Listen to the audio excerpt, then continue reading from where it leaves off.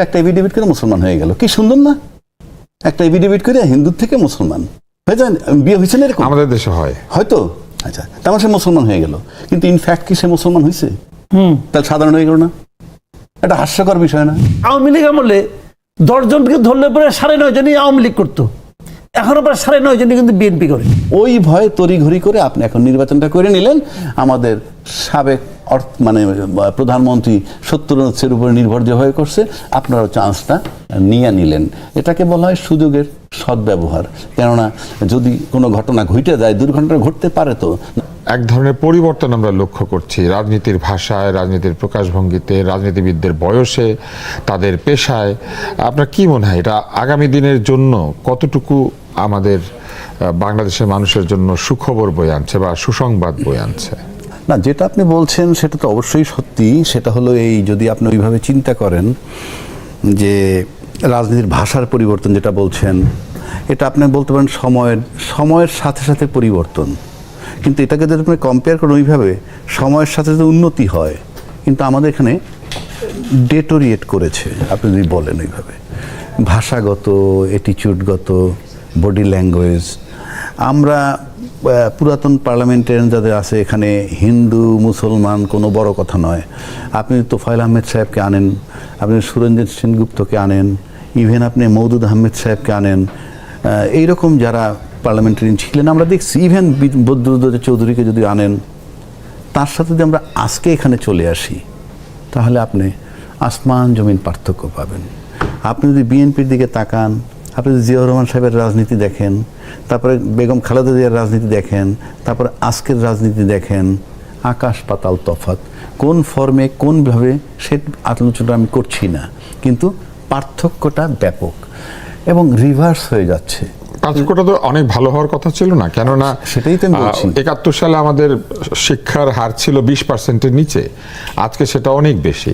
আমাদের ছেলেমেয়েরা দেশ বিদেশ দেখতে পাচ্ছে, ইউটিউব ফেসবুক দেখতে পাচ্ছে, পৃথিবীর সেরা বক্তৃতা শুনতে পাচ্ছে, কিন্তু তাদের রাজনীতির ভাষা এইরকম হয়ে গেল কেন? আমি সেটাই তো বলছি। এখন আপনি উন্নত হয়েছেন কিনা, আপনি যদি উন্নত হয়েছেন কিনা সেটা দেখার জন্য যদি আপনি যদি এখানে গিয়ে আমেরিকার মাটিতে পা ফেলেন, মালয়েশিয়ার মাটিতে পা ফেলেন, সিঙ্গাপুরের মাটিতে পা ফেলেন, আপনাকে বলে দিবে রাষ্ট্রটা কেমন। ওই লোকটাই যখন আপনি বাংলাদেশে এসে পা ফেলবেন, ইভেন ওদের সাথে তুলনা করলে যদি প্রতিবেশী দেশে গিয়েও পা ফেলেন, আপনি বুঝতে পারবেন যে উন্নয়ন বলতে যা বোঝায় অনেক পিছিয়ে আমরা। এখন আমরা হইলাম কি, ইন্টারনাল চেঞ্জটা নেই না, এক্সটার্নালটা নেই। সেটা কি, ওখানে এরকম রাস্তা আছে, আমি এরকম রাস্তা বানায় ফেললাম, ওখানে এরকম ব্রিজ আছে, আমি বানায় ফেললাম। আমি বানানোটা অপরাধ ধরছি না, কিন্তু যদি রক্ষণাবেক্ষণ সেই মানসিকতাটা আমার নাই। আপনি রাস্তায় ময়লা ফেলবেন না, সেই মানসিকতাটা আমার নাই। ওখানে রাষ্ট্রীয়ভাবে পরিষ্কার করা হয়, মানুষও সচেতন। তো সেই কারণে আমরা আপনার ইন্টারনাল চেঞ্জটা নেই না, এক্সটার্নালটা নেই। আবার আমার রাষ্ট্রের কতগুলো দোষ আছে। আপনি যদি ভোরবেলা হাঁটতে বাইরন আর যদি দেখেন যে একটা লোক কাতরাইতেছে, কেউ তাকে ছুরি মেরে গেছে, আপনি তাকে দেখেন এবং তাকে নিয়ে আপনি ডাক্তারখানা যান বা হাসপাতালে যান, আপনাকে আসতে দিবে না। আপনাকে হাসপাতাল প্রথম বলবে আপনি এখানে বসেন, বসে সে পুলিশকে ফোন দিবে। আচ্ছা, পুলিশ আসার পর কিন্তু আপনাকে যেতে দিবে না, আপনার তো ইন্টারোগেশন শুরু করবে। 6টার সময় দেখলেন সে ছুরিতে কাতরাইতেছে, ছুরি মারছে, আপনি বলছেন আপনি ওখানে গেলেন কেন, আপনি জানলেন কেন, আপনি দেখলেন কেন? মানুষ পাশ দিয়ে হেঁটে যায়। অথচ ইংল্যান্ডের রাস্তায় গিয়ে দেখবেন লেখা আছে একটা সড়ক দুর্ঘটনায় কেউ মারা গেছে, ওখানে নাম্বার দেওয়া আছে, টেলিফোন নাম্বার, আই উইটনেস যদি কেউ থাকে প্লিজ কন্ট্যাক্ট, এবং অ্যাকর্ডিংলি কন্ট্যাক্ট করে, এবং সে 100% সেফ। আর আপনি কন্ট্যাক্ট করার মানে হচ্ছে আপনি অত ভরে গেলেন কেন, তো আমার সামনে হইলো কেন, তুমি জানলা কেন, তুমি কোনো প্রোটেকশন দেওয়া নাই কেন? তো এই যে দিস ইজ কল অ্যাটিটিউড। আপনি তো চেঞ্জ হন নাই। হ্যাঁ, এটা কিন্তু ঠিক, এটা আপনি একদম ঠিক কথা বলছেন। আপনি ইনকাম ট্যাক্স অফিসে যান, you believe it or not, income tax officer আপনাকে চোর মনে করে। কেন জানেন? আপনার কাছ থেকেই টাকা খায় ইনকাম ট্যাক্স অফিসার। তার মানে কি, আপনি ট্যাক্স কম দিছেন এবং সে কিছু খাইছে এবং সে আপনাকে চোরই বলে। আপনি যদি উচ্চস্বরে তার সাথে কথা বলবেন, ওই মিয়া আপনি আমারে দিচ্ছেন টাকা, ভালো কথা, আপনিও তো চুরি করছেন ইনকাম ট্যাক্স। তা আপনি যত বড় লাটসাহেবই হন, ওখানে যাওয়ার পর একটা চোর ভাব 1 নম্বর। কিন্তু এটা কিন্তু আমাদের দীর্ঘদিনের প্রবণতা। Right. সকল সরকারি অফিসে আচ্ছা। বেসরকারি যারা বা ব্যবসায়ী যারা, তাদেরকে কিন্তু ধরেই নেয় যে তারা দুর্নীতি করে Yes. বা তারা ট্যাক্স ফাঁকি দেয়, আচ্ছা, তিন ভ্যাট নম্বর ফাঁকি আপনার দেয়। একটা এটা কিন্তু ধরেই নেয়। ইন্টারেস্টিং কথা বলি। এবং একজন পুলিশ আমাকে বলেছিলেন যে উনি যে কোনো লোককে দেখলে উনি ভাবেন এই লোকটা অপরাধী, তারপরে উনি খুঁজে বের করার চেষ্টা করেন যে আসলে অপরাধ করে নাই কিনা। আচ্ছা। এখন 3 নম্বর একটা বিষয় আসেন, আপনি ব্যাংকে যাবেন, আপনি ধনী ক্লায়েন্ট না, আপনি ব্যাংকে 5-7 লাখ টাকাই আছে, আপনি 50,000 টাকা তুলবেন, টাকাটা তো আপনার জমা। অনেক প্রশ্ন করে না, প্রশ্ন পরে, তার আগে আপনি কিউতে দাঁড়াবেন। আপনার টাকা আপনি জমা রাখছেন, সেখান থেকে আপনি নিবেন, আপনি কিউতে দাঁড়াবেন। সেই পাশাপাশি একটা লোক 200 কোটি টাকা মাইরে দিছে, সে এমডির সাথে একটা সেটেলমেন্ট হইছে যে একটা ইনস্টলমেন্ট দিবে, রিসিট হচ্ছে আজকে 2 কোটি টাকা জমা দিবে, এই ব্রাঞ্চে আসছে। ব্রাঞ্চে যাওয়ার পর সে ইল টেম্পার, মানে একজন খারাপ বিহেভ পাইবে, মিসবিহেভ পাইছে, সে রাগ হয়ে বের হয়ে গেছে, মানে সে টাকা দিবে না, ইনফ্যাক্ট ইন্টেনশন করে না। সে যখন এমডিকে রিপোর্ট করছে, এমডি ম্যানেজারকে স্যাক করে, সাসপেন্ড করে। কারণ কি? 2 কোটি টাকা পাইতো, কোথায়? তার পাওনা টাকার থেকে দিবে। সেজন্য পুরো অফিস স্টাফ দাঁড়ায় থাকে, আর আপনার বৈধ টাকার জন্য আপনি কিউতে দাঁড়ায় থাকেন। তো আপনি এই যে অ্যাটিটিউড আপনি যদি চেঞ্জ না করতে পারেন, এই অ্যাটিটিউড প্রবলেম। আপনি you are earning outer garments, কিন্তু আপনি ইন্টারনাল গার্মেন্টস আনতেছেন না। That is the basic problem. যে আইন হচ্ছে মাকড়সার জালের মতো, ছোট ছোট কীটপতঙ্গগুলো আটকে যায়, পুঁটি মাছ ধরা পড়ে, আর বড়গুলো এটা ছিঁড়ে চলে যায়, তাই না? এখন আমাদের দেশে এইটাই চলছে আসলে। কিন্তু এখান থেকে আপনি বেরোবেন কিভাবে? বেরোতে তো হবে, নাকি আপনি এইতে সন্তুষ্ট থাকবেন? না, আমরা কেউ সন্তুষ্ট না, কিন্তু বের হতে তো পারছি না। হ্যাঁ, পারছি না হয়তো, বা চেষ্টাটা চালা যেতে হবে। পতঙ্গ ওই আইনের জালে আটকা পড়ে যাচ্ছে, আর যারা ছেড়ে চলে গেছে তারা তো সিঙ্গাপুরে, দুবাইয়ে ভালোভাবে আছে, এবং তাদেরকে আবার কিভাবে সম্মানের সঙ্গে আনা যায় সেই চেষ্টাও কিন্তু চলছে। এটা চলতেই থাকবে। কিন্তু এখন এইগুলি বিষয়গুলো হলো কি জানেন, মানে মূল যে প্রবলেমটা, এটা হলো আপনি যখন সিস্টেমটাকে ইগনোর করবেন, কোনো একটা সিস্টেম তৈরি হতে দেবেন না, তখনই এই সমস্যাগুলি হয়। আপনি ভাবেন আপনি সংসদ সদস্য নিবেন, সংসদ সদস্য কাকে মনোনয়ন দিবেন, কার হওয়া উচিত সংসদ সদস্য, তো সেই জায়গাটা তো আপনি চেঞ্জ করে ফেলাইছেন। আপনি ইচ্ছা হলো ওকে সংসদ সদস্য বাড়াবেন, হয়ে গেল, আপনি ইচ্ছা হলো হয়ে গেল, কিন্তু এটা কিন্তু কোনো সিস্টেমের মাধ্যমে কিন্তু আসছে না। এখন এই জায়গাটাতে আমি একটা উদাহরণ দেবো, একটা বড় উদাহরণই দিই, এটা নিয়ে অনেকে তো মন খারাপ করতে পারেন। আজকে আমাদের রাষ্ট্রপতি নির্বাচিত হলেন, এই প্রসঙ্গে আমরা অবশ্যই আসবো, আপনি শুরু করেন। তো নির্বাচন কি হয়েছে? নির্বাচন কোনটা? যেটা নাকি জানাই যাচ্ছে ভোট হয়েছে, কিন্তু আমরা তো জানি কে সংখ্যাগরিষ্ঠ। না, আপনার ভোটটা তো ভোট না। এই ভোটটা কেমন জানেন? যে সংসদ সদস্য ভোট দিবেন, তিনি সেখানে লিখে দিবেন তার নাম, তার স্বাক্ষর। তার মানে আপনি কাকে ভোট দিয়েছেন এটা জানা যাবে। এবং যদি আপনি দলের সিদ্ধান্তের বিরুদ্ধে ভোট দেন, তাহলে আপনার সংসদ সদস্য থাকবে না। তো যে ভোটের মধ্যে আতঙ্ক আছে, যে ভোটের মধ্যে আপনার সংসদ সদস্য পদ চলে যাওয়ার আশঙ্কা আছে, এই ভোটে একটা চাপ আছে, যেটা হচ্ছে হুইপ আগেই জানিয়ে দেয় যে দলের এটা সিদ্ধান্ত এবং দলের সদস্যদের সেটা মানতে হয়। কিন্তু এটা তো ৭০ অনুচ্ছেদে সাংবিধানিক ধারা, মানতে হবে। যদি এটা সাংবিধানিক ধারাও হয়, এই ধারাটাকে কি আমরা মানে করব, মানে অনার করব? এই ধারাটা নিয়ে আমরা কি প্রশংসায় পঞ্চমুখ হব? না, এটা খুবই একটা এই নিন্দিত ধারাটা ধারা। নিয়ে কি আমরা খুব আনন্দিত হব? এটা তো নিন্দিত ধারা। তাহলে যখন আপনি নিন্দিত বিষয়গুলিকে ধারায় পরিণত করেন, তখন তো এগুলি ঘটবে। কিন্তু ৭২ সালের সংবিধানে ৭০ অনুচ্ছেদ যুক্ত করা হয়েছিল এই কারণে যে এর আগে পাকিস্তানের পার্লামেন্টে বিভিন্ন সময় এমপিরা টাকা পয়সা অথবা বিভিন্ন ধরনের প্রলোভনের কাছে নতি স্বীকার করতেন, এবং এটাকে বলতো হর্স ট্রেডিং, মানে রাত্রেবেলা সব ঠিকঠাক হয়ে যেত, পরের দিন দেখা যেত সরকার পড়ে গিয়েছে, এটাই তো হচ্ছে, ভোট বদল হয়ে গেছে। এটা বন্ধ করার জন্য এটা করা হয়েছিল, কিন্তু শেষ পর্যন্ত দেখা গেল যে এক ধরনের দলীয় স্বৈরতন্ত্র কায়েম হলো। আপনি আমাকে বলেন, দল যা বলে সেটাই করতে হয়। আচ্ছা, আপনি আমাকে বলেন হর্স ট্রেডিং হচ্ছে, তার মানে এমপি বিক্রি হয়ে যেতে পারে। এখন যে দল নিজেই বিক্রি হয়ে যাচ্ছে, এটার কি? আর বিক্রি হতে পারে এমন এমপি দল মনোনয়ন দেবে কেন? এটাও এখন তো আপনি এমপির বিক্রি থামানোর জন্য এমন ব্যবস্থা করলেন যার মাধ্যমে দলই বিক্রি হয়ে যাচ্ছে, কারণ দলকে টাকা দিয়ে সে এমপি হয়ে যাচ্ছে। তার চেয়ে তো বড় ভয় এখানে এসে হাজির হয়েছে না, তাহলে কি লাভ হলো? আমি সেটাই বলছি যে তবুও তো আমি বলতে পারি যে এই এমপি জনপ্রতিনিধি, ওই এলাকার জনগণকে তাকে জবাবদিহি করতে হয়। তো সেক্ষেত্রে 70 অনুচ্ছেদটা কোনো অনুচ্ছেদ, এটা কোনো গণতান্ত্রিক অনুচ্ছেদ হতে পারে না। এটা হলো দলীয় একটা কায়েম করা হয়েছে। প্রশ্ন আছে, সেটা হচ্ছে যে এই যে আমাদের রাষ্ট্রপতি নির্বাচন, সেই নির্বাচনে কোন সাধারণ প্রার্থী অর্থাৎ একজন সাধারণ নাগরিক কখনো প্রার্থী হতে পারে না। এই কারণে যে দল যে সংসদে আছে সেই রাষ্ট্রপতিকে মনোনয়ন দিবে, কিন্তু একজন ব্যক্তি যদি মনে করেন যে আমি সংসদের কাছে গিয়ে রাষ্ট্রপতি হওয়ার জন্য আমার নাম জমা দিব এবং সংসদ সদস্যরা আমাকেও তো ভোট দিতে পারে না, আপনাকেও পারে, এরকম কোন সুযোগ কিন্তু নাগরিকদের নাই। আমাদের রাষ্ট্রপতি পদটাকে একেবারেই দলের হাতে ছেড়ে দিচ্ছে। আমি বলি আপনাকে, এটা কিন্তু একসময় ছিল। এটা 91 সালে এই নিয়মটাকে চেঞ্জ করা হয়েছে। কিভাবে চেঞ্জ? দুজন লোক লাগে, একজন প্রস্তাবক লাগে, একজন সমর্থক লাগে। যে কোনো দুজন এমপি, যেহেতু এমপিরাই ভোটার, যে কোনো এমপি কিন্তু আপনার সমর্থক অথবা প্রস্তাবক হতে পারে, এবং এটা স্বতন্ত্রটা হতে পারে, যে কেউ হতে পারে। তো এখন ওইটা হয়তো ম্যানেজ করা যাবে, কিন্তু ওই যে বললাম যে 91 সালে বলা হয়েছে যে ভোটটা প্রকাশ্যে হবে, সেখানে কিন্তু বলা হয়েছে যে সংসদে যদি দলের বিরুদ্ধে আপনি দেন, তাহলে এই যে ইলেকশনটা হলো, এখন কি সংসদ চালু আছে? না, সংসদ চালু নেই এখন।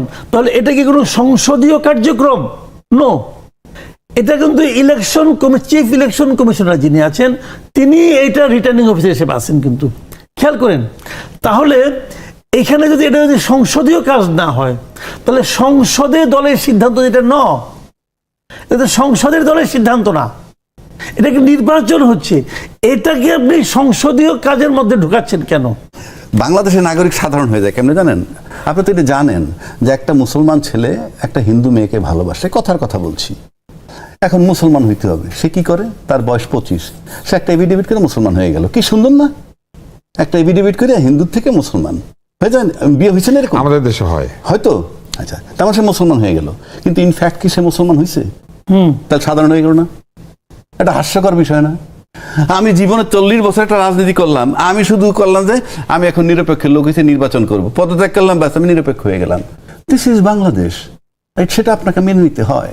তা আপনি যে বললেন সাধারণ লোক হয় কি না, এই সাধারণ লোক তো, সে তো দলীয় কোনো পদ নাই, এই জন্য বললাম যে সাধারণ হয়েছে না, একদম সদস্য পদ থেকে সরে যেতে। হ্যাঁ, সেটা তো কোনো সম্পর্ক নেই, সেজন্য তো সাধারণ হয়ে গেছে। ওই এভিডেভিটের মতো আমার অন্তরে কিন্তু সেই দলই, মানে ইন্টারনাল গার্মেন্ট চেঞ্জ হয় নাই, এক্সটার্নাল গার্মেন্ট চেঞ্জ করছি। বিষয়টা হলো এরকম, একটু আগে যেটা বলছি। এখন আপনি আসেন, এই যে সংস্কার কমিশনের তো প্রস্তাব ছিল 70 অনুচ্ছেদকে সরিয়ে ফেলা, তারপরে সেটাই বলছি, রাষ্ট্রপতির ক্ষমতা না, সেটা এইটাই বিএনপি দলও কিন্তু একমত ছিল। এটা যেহেতু বিরতির পরে আসবেন, সেই জন্য সব বইলে ফেললে সময় পাবেন না, চটকে কাটে দেবেন। তবু আমি আপনাকে বলছি, যেহেতু একটা সংশোধনের ব্যাপার আসছে, সামনের অধিবেশনে আসবে এবং সংশোধন করতে হবে, জুলাই কিন্তু আমি অক্ষরে অক্ষরে পালন করব, হরহামেশা বলতেছি। এবং সেখানে 70 নিয়ে তারা একমত হয়েছিল যে অর্থ বিল এবং অনাস্থা এই দুইটা বিষয় বাদে বাকিগুলো স্বাধীনতা দেওয়া হবে। তো এটা তো হলো না স্বাধীনতা, এটা আগের নিয়মে চলে গেল। আগের নিয়মে সংশোধন করিনি তো। সংশোধন করার পর 24 সেপ্টেম্বর পর্যন্ত প্রেসিডেন্ট নির্বাচনের টাইম ছিল 90 দিনের হিসাবে। আপনি 27 দিনের মাথায় নির্বাচন করছেন, কারণ যদি কোনো কারণে 70 অনুচ্ছেদ নিয়ে আটকায় পইরা যায় এই সংশোধন করতে গেলে, 213টা আসন তো তাদেরই। সুতরাং অন্য দল না গেলেও তো আপনি নোট অফ ডিসেন্টের যেগুলো দিচ্ছেন তার সেখানে আপনার এইটা আপনার পক্ষে আছে। আপনারাই বলছেন আস্থা, অনাস্থা এবং অর্থ বিল বাদে বাকিটা। ওই ভয়ে তড়িঘড়ি করে আপনি এখন নির্বাচনটা করে নিলেন। আমাদের সাবেক মানে প্রধানমন্ত্রী 70 অনুচ্ছেদের উপরে নির্ভর যেভাবে করছে, আপনারাও চান্সটা নিয়ে নিলেন। এটাকে বলা হয় সুযোগের সদ্ব্যবহার। কেননা যদি কোনো ঘটনা ঘটে যায়, দুর্ঘটনা ঘটতে পারে তো, নাহলে হুই পাবার ধমক দেয় কেন? 70 অনুচ্ছেদ থাকার পরও কিন্তু বলতেছে ভোট কিন্তু দিতে হবে, নাইলে বেকার। উনি নিঃসন্দেহে একজন ভালো লেখাপড়া জানা মানুষ, উনি একজন চৌকস ব্যক্তি, উনি প্রতিমন্ত্রী ছিলেন, উনি আমলা ছিলেন, উনি বেগম খালেদা জিয়ার পিএস বা এপিএস ছিলেন, উনি দীর্ঘ ট্র্যাক রেকর্ড। এই সব যদি আমি মিলাই, তাহলে নিঃসন্দেহে উনি একজন বড় মাপের বুদ্ধিমান লোক আমি বলতে পারি। কিন্তু সেই তুলনায় এই কথাটা মানে ওনার সাথে যায় না, ওনার সাথে যায় না। 70 অনুচ্ছেদ যদি উনি বলে, এটার মানে হচ্ছে আমি মেনে নিলাম। আরে ভাই, আমরাও তো মেনে নিচ্ছি সব।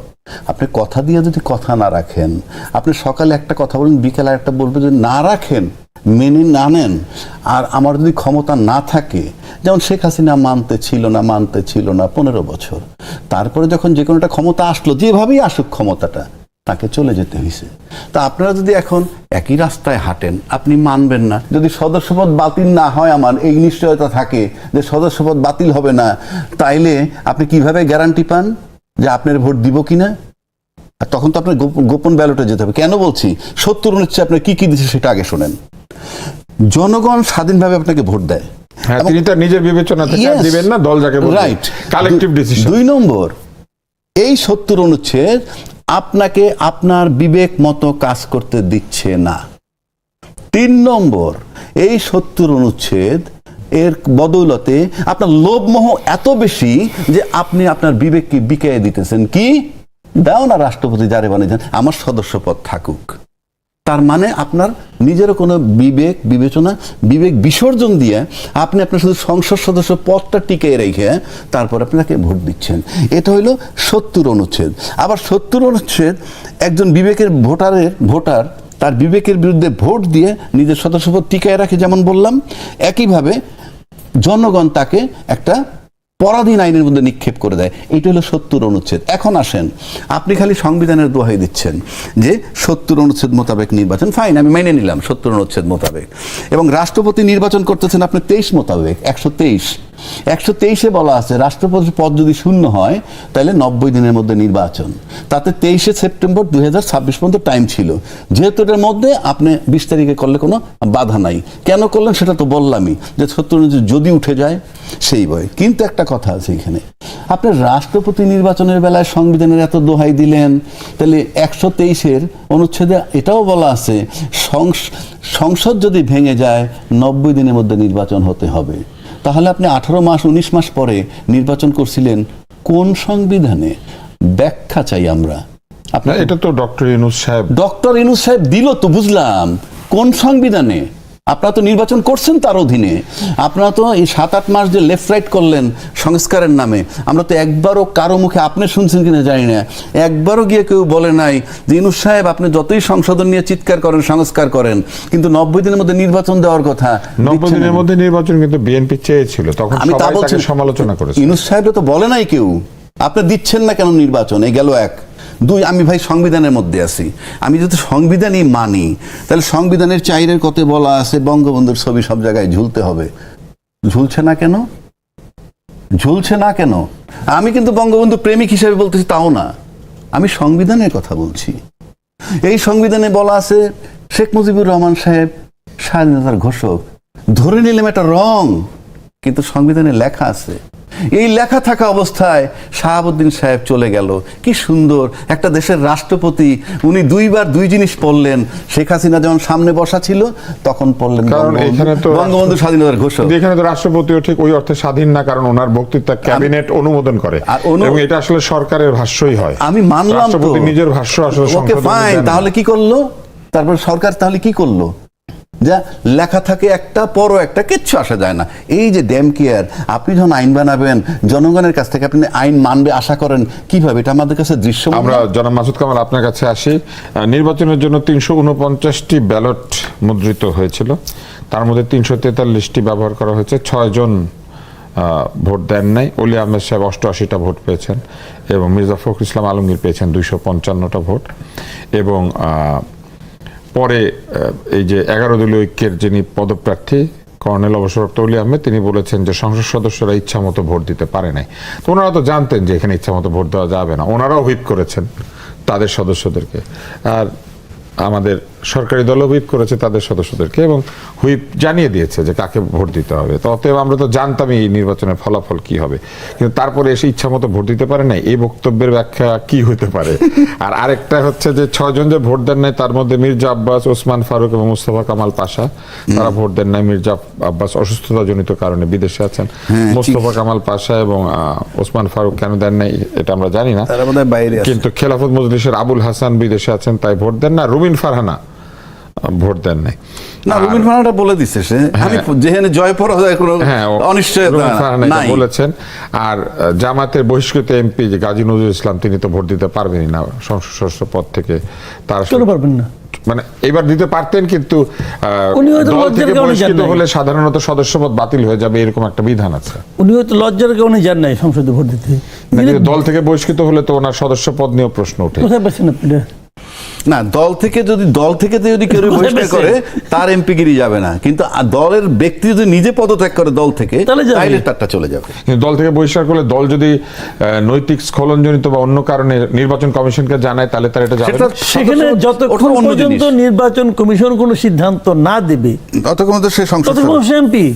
সে গেলে আজকে তাকে ব্যালট পেপার ইস্যু করতে হইতো। এখন সে লজ্জার কারণে যায় না, কোন কারণে যায় না তার সমস্যা, হয়তো তার পায়ে ব্যথা ছিল, এটা তো আপনি আমি জানি না। অথবা দল তাকে হয়তো নিষেধ করেছে যাইতে। দল তো সে নাই। দলে তো সে নাই। কিন্তু ওই যে নিষেধ করার অর্থটা কি? একটু আগে আমাদের রাজ্জাকি সাহেব বললেন যে পদত্যাগ করলে বা না থাকলে তার ভেতর থেকে সেটা চলে যাবে। সেটা তো ঠিক আছে, সেটা অন্য হিসাব। অন্য হিসাব, আচ্ছা, অন্তরে লালন করছি। এখন সমস্যা কথা কি? হলো কি জিনিসটা, আপনি যে এইমাত্র যে এই সালাউদ্দিন সাহেবের যে কথাটা বললেন, সালাউদ্দিন সাহেবের ইদানিং কথাবার্তা আচার আচরণে মনে হয় যে উনি একটা অথরিটি। মাঝে মাঝে আমার কাছে মনে হয় যে উনি নিজেই একটা অথরিটি, উনি নিজে প্রচুর মানে জ্ঞানী লোক, কোনো সন্দেহ নেই, দার্শনিক লোক মাঝে মাঝে আমার কাছে মনে হয়। তো তো উনি যে কথাগুলি বলেছেন, এই কথাগুলি এত ফানি, এত হাস্যকর কথা উনি যেটা সর্বশেষ বলেছেন, যে এটা তো মেনেই তো তারা ভোট দিল, তার মানে তারা ৭০ ধারা মেনে নিচ্ছে, অতএব ৭০ ধারা আর বাতিল করার কোনো দরকার নাই। এই তো না মূল বক্তব্যটা। সরাসরি এটা বলেন নাই, তবে বলেছেন যে মেনে নিয়েছি যেহেতু, তাহলে আর এটা নিয়ে। না, আচ্ছা, আমি বলি আপনাকে, আমার এখানে দুটো পয়েন্ট। এক নম্বর পয়েন্ট হলো যে আমরা অনেক কিছু মেনে নিই, কিন্তু আমরা জানি এটা কালো আইন। আমরা কিন্তু কালো আইন দেশে অনেকগুলো আছে, আমরা কিন্তু কালো আইনগুলো অমান্য করি না, কারণ আইন অমান্য আমি করতে পারবো না, আমাকে আইনটাকে মানতে হবে। কিন্তু আইনটাকে আমি অপছন্দ করতে পারি, এবং অপছন্দ করার কারণে এটা নিয়ে আমি মানুষের কাছে যেতে পারি এবং আইনটা বদলানোর চেষ্টা করতে পারি। এটা হলো একটা জিনিস, কিন্তু আইনটা আমি অমান্য করতে পারবো না, এটা হলো একটা পয়েন্ট। যতক্ষণ থাকে, যতক্ষণ আইনটা আছে। উনি যেটা বলেছেন যে ৭০ অনুচ্ছেদ মেনে নিয়ে বিরোধী দলের নির্বাচনে অংশ নেওয়ার বিষয়ে তিনি বলেন, তারা যেহেতু নির্বাচনে অংশ নিয়েছেন, তাহলে বিদ্যমান সংবিধান অনুযায়ী তারা যে সংবিধান সংশোধন কমিটিতে শপথ নিয়েছেন সেটা টিকে না। এই কথা তো আরো হাস্যকর। ওটা তো আরো হাস্যকর কথা, কারণ ওটা তো সংবিধান সংশোধন হলে সেটা আমাদের ৭০ অনুচ্ছেদকেই সংশোধন করবে কিনা করবে এরকম কোনো শপথমত আছে? কিন্তু কি বলে উনি, যাক ওটা বাদ দেন, ওই আলোচনা আমি যাচ্ছি না। আমার কথাটা অন্য জায়গায়। ধরা যাক জামাতে ইসলাম বলল যে ৭০ অনুচ্ছেদ থাকা দরকার, বলল, বিএনপিও বলল থাকা দরকার, তার মানে কি ৭০ অনুচ্ছেদটা ভালো হয়ে গেল? এই সংবিধানটা তো জোরে সেটা বলছে। হ্যাঁ, এই সংবিধানটা তো বিএনপি আর জামাতের জন্য না, এটা তো গণতান্ত্রিক হইতে হবে। এইটা তো জনগণের সংবিধান। জনগণ যদি বলে তাহলে সেটা নিয়ে আলোচনা হতে হবে। তো যেহেতু জামাত বলছে অত আলোচনাই হবে না, বিষয়টা এইভাবে ভাবা উচিত না। এই যে ভাবনা চিন্তাটা এগুলিকে কিন্তু আপনার দলীয় স্বৈরতন্ত্র বলে। দল মনে করতেছে আমি যেভাবে চাই সেভাবেই দেশ চলবে, বিষয়টা এরকম না। এই জায়গাটাতে ওনাদের মধ্যে হয়েছে ক্ষমতায় চলে গেছে, তো 200-র উপরে সিট পেয়ে গেছে, আসন পেয়ে গেছে। এখন ওনারা মোটামুটি আমার ভাবভঙ্গিতে মনে হয়, সালাউদ্দিন সাহেবের ভাবভঙ্গিতে তো মনেই হয় যে ওনারা মনে করতেছে ওনারা এখন ধরাকে সরাজ্ঞান করে। ওনারা মনে করে যে পৃথিবীটা মানে ছোট্ট একটা যে সরা বাটি আর কি, দেশটা বোধহয় বাটির মতো তাদের নিয়ন্ত্রণের মধ্যে আছে, যা রাখবে তাই হবে। তো বিষয়টা এরকম না রে ভাই। আপনি কি করছেন না করছেন এটা কিন্তু মানুষের মনে আছে, মানুষ কিন্তু এটা চুলচেরা বিশ্লেষণ করতেছে। আপনি মনে করেন না এই দিনই শেষ দিন, এই কথাটা বহুবার আওয়ামী লীগ আমলে বলছি যে এই দিন শেষ দিন না। এই অভিজ্ঞতা তো তাদেরই বেশি, কারণ আমরা তো তাদের বেশি হই নাই জীবনে, বেশি না, তাদের বেশি হওয়া উচিত ছিল। তারাই তো হন, তারাই যান, তাহলে তারা কেন এটা মনে রাখেন না? যে এটা তো সেই মানে দুঃখজনক কথা, তাদের এটা মনে রাখা উচিত ছিল। আমরা জনগণ তো ভাই, আমি তো আর ক্ষমতায় যাচ্ছি না, আপনিও যাচ্ছেন না, আমরা এগুলো দেখছি আর ভাবছি যে এত জ্ঞানী লোক এত অজ্ঞানের মতো কথা কিভাবে বলেন। এটা আপনি তো ডাক্তার মানুষ, আপনি এটা আরো ভালো বুঝবেন। কোনো রোগের দীর্ঘমেয়াদী চিকিৎসা, সেই চিকিৎসার আবার সাময়িক কিছু উপশমের ব্যাপার স্যাপার আছে। এখন সাময়িক উপশম কিন্তু রোগ সারায় না, কিন্তু ও রোগীকে তো একটু আরাম দেয়, আছে না এরকম? তো এটা অনেকটা ওইভাবে আপনি ভাবেন, এতে কিন্তু রোগ সারাবে না। এই যে আপনি পিঙ্ক কালারের বাসগুলো যেটা করছেন, এটাতে ওই নারীদের সমস্যার কোনো স্থায়ী সমাধান হবে না, এবং এটা স্থায়ী সমাধানের কোনো বিষয়ও না। সাময়িক হয়তো উপশমের কথা ভাবছে অনেকে, কিন্তু এটা যে মনে করেন এই ঢাকা শহরের জন্য 10টা বাস, এটাতে কোনো কিছুই হবে না আসলে। আর তারও যে বড় কথা, যারা এটা করেছে, মনে করেন সরকারের যে মন্ত্রণালয় এটা করেছে, তারা এটা করে, তাদের উদ্দেশ্য ছিল নাটক করা। আসলে তারা কিন্তু দারিদ্রের কথা চিন্তা করে কাজটা করে নাই। নাটক কিভাবে? তারা যদি এমন করতো, ধরেন এই যে সরকার, আমি শুনেছি যে অনেকগুলো ইলেকট্রিক বাস আনতেছে, আধুনিক বাস আনতেছেন তারা, হ্যাঁ, তারা যদি এই বাসগুলিকে আধুনিকভাবে চালু করতো, ধরেন আপনার রাস্তায় ছেড়ে দিচ্ছে। দেশের প্রধান প্রধান নগরী যেগুলি, যেমন রাজশাহী, খুলনা, এইসব জায়গাতে নারী বাস চালু হয় নাই। বগুড়া কি বেছে নেওয়ার কারণ কি হতে পারে? বগুড়া প্রধানমন্ত্রী, শুনুন ভাই, এগুলি বললাম তো নাটক করা হচ্ছে। প্রধানমন্ত্রীকে খুশি করার জন্য এই কাজটা করছে, আর কিচ্ছু না। প্রধানমন্ত্রীকে খুশি করার জন্য এই কাজটা করছে। বগুড়ার বাসে কেউ উঠবে না, বগুড়ার শহরটা এত বড় না সেখানে একটা শহরের মধ্যে একটা বাস চলবে। এইগুলি জানেন, বললাম তো। আবার নারী এই রাস্তা দিয়ে হাঁটবে, পুরুষ এই রাস্তা দিয়ে হাঁটবে, এটা কিন্তু আমরা চাই না। প্রগতিশীল বলতে যা বোঝায়, এটা চায় কারা? এটা কিন্তু জামাতের থিওরি, যে নারী আবরণের মধ্যে থাকবে, পৃথক থাকবে, বা ইসলামী দল যারা করে, বা ইসলামী চিন্তাবিদ যারা তারা করে। তাহলে বিষয়টা কেমন দাঁড়াচ্ছে? বিষয়টা দাঁড়াচ্ছে কেমন? আপনি নারী পুরুষ আলাদা খাবে বলতেছেন, নারীর আলাদা বাস হবে। আবার নারী পুরুষ একসাথে যে বাসে ওঠে, সেখানে নারী বলতেছে তার অধিকার, নারী পুরুষের সমান অধিকার, তার সাথে তার জন্য সিটটা ছেড়ে দিতে হয়। বাট আমি বহির্বিশ্বে দেখছি, প্রতিবন্ধী এবং প্রেগনেন্ট মহিলা বা অসুস্থ মহিলা যদি থাকে, তার জন্য আসনটা ছেড়ে দিতে হয়, এবং এটা দিবে, এটা যৌক্তিক। এটা একটা অসুস্থ পুরুষ হইলেও ছেড়ে দিতে পারে। কিন্তু আপনি প্রগতিশীলতার নামে যেটা করতেছেন, এটা তো আপনাদের সাথে যায় না। আমি বলছি না এটা ভালো নাকি মন্দ, সেখানে আমি যাচ্ছি না, কিন্তু আপনাদের সাথে যায় না। কট্টর হইলে বলবেন কট্টর, বারে মদ খাইতে গেলে বলবেন যে হুজুরে মদ খায় কেন। মানে এটা তো হইল না। এটার মানে হচ্ছে we are very much confusing. আসলে আমাদের কোনো রাজনীতি আছে কিনা, এটা হলো আমার প্রশ্ন। সত্যি সত্যি আমাদের কোনো রাজনীতি আছে? আপনি দেখেন, 54 বছর যাবত আমরা একটা কথা শুনি, রাজনীতিতে শেষ কথা বলতে কিছু নাই। একজন রাজনৈতিক নেতা যখন সকালে এক কথা বলে আর বিকালে এক কথা বলে, তার কর্মীরা কিন্তু কেউ বেজান না। কারণ রাজনীতিবিদরা ক্ষমতায় থাকলে কর্মীরা সচ্ছল থাকেন, সেজন্য উনি সকালে যা বলেন বিকালে যা বলেন উল্টান পাল্টান, কোনো অসুবিধা নাই। কিন্তু ব্যক্তি তুষার, আপনি যদি আমার সাথে প্রতিশ্রুতি ভঙ্গ করেন, আপনার জন্য কিন্তু পেনাল কোডের 420 ধারা আছে চলমান। কিন্তু রাজনীতিবিদদের জন্য সেটা নাই। রাজনীতিবিদরা প্রকাশ্য জনগণের কথা দিয়ে আসলেন, আমরা ক্ষমতায় গেলে এই এই করব, এই এই জিনিস পালন করব। আপনি এসে করতেছেন না, আপনার অ্যাকশনটা কি? আপনার বিরুদ্ধে অ্যাকশন নেবে কে? Who will bell the cat? Action নেবে জনগণ, যেমনিভাবে হাসিনাকে তাড়াইছিল। আবার জনগণের অ্যাকশনে আসলো গণভোট, জুলাই সনদের বাস্তবায়ন। করবেন কি করবেন না সেটা অন্য কথা, কিন্তু প্রতিশ্রুতি দিয়ে আসছিলেন, সেটার বিরুদ্ধে অ্যাকশনটা কি? আপনি আমারে চিট করবেন 420, মামলা হয় কোর্টে, কিন্তু আপনাদের জন্য কি ব্যবস্থা? এটা যতদিনে ঠিক না হবে, বাংলাদেশের রাজনীতি ঠিক হবে না, সংসদ ঠিক হবে না। এটা হলো আপনি যদি সাংবিধানিকভাবে আবার যদি আসেন, আসলে রাষ্ট্র দখল করা হয়েছে। শেখ হাসিনাকে তারাই দিছে, ইউনূস সাহেব আসছিল, আবার ইউনূস সাহেবের চাপে রেখে তারাই দিয়ে সংবিধান। স্যার, আপনি খালি লিখে দেন, আর যাতে সামনে না আটকায়। বলতো যে এসিআরটা লিখে নিয়ে আসুন। এই প্রশ্নটা আমি এই জন্য করেছি যে আসলে মতামত প্রকাশের যে জায়গা, সেই জায়গাটি কিন্তু গণমাধ্যম নিশ্চিত করে, এবং গণমাধ্যম নানাভাবে প্রকৃত মতটাকে তুলে আনার চেষ্টা করে, এবং অসংখ্য ভিন্ন ভিন্ন মতামতের মধ্যে থেকে আসল মতামতটাকে খুঁজে পাওয়ার কাজটা নীতি নির্ধারকরা করবেন বলে আমরা আশা করি। কিন্তু আমরা লক্ষ্য করছি যে বহু জায়গাতেই নীতি নির্ধারকরা সেই মতামতগুলিকে গ্রাহ্য করছেন না। তার মধ্যে একটি হচ্ছে ভয়াবহ দলীয়করণ। আমি তো মনে করি যে এই সরকারের দলীয়করণ অতীতের যে কোনো সময়ের দলীয়করণের চেয়ে বেশি। এত দ্রুত এত দলীয়করণ আর কখনো হয় নাই। ভেরি ইন্টারেস্টিং কিন্তু। এবং আমার বিশ্বাস, আমি এখনো বিশ্বাস করি, এগুলো আসলে মূল যারা দলের যারা মূল নেতা তারা জানেও না। কারণ ধরেন আপনার তাঁত বোর্ডের চেয়ারম্যান কে হবে, এটা প্রাইম মিনিস্টার জানে বলে আমি মনে করি না।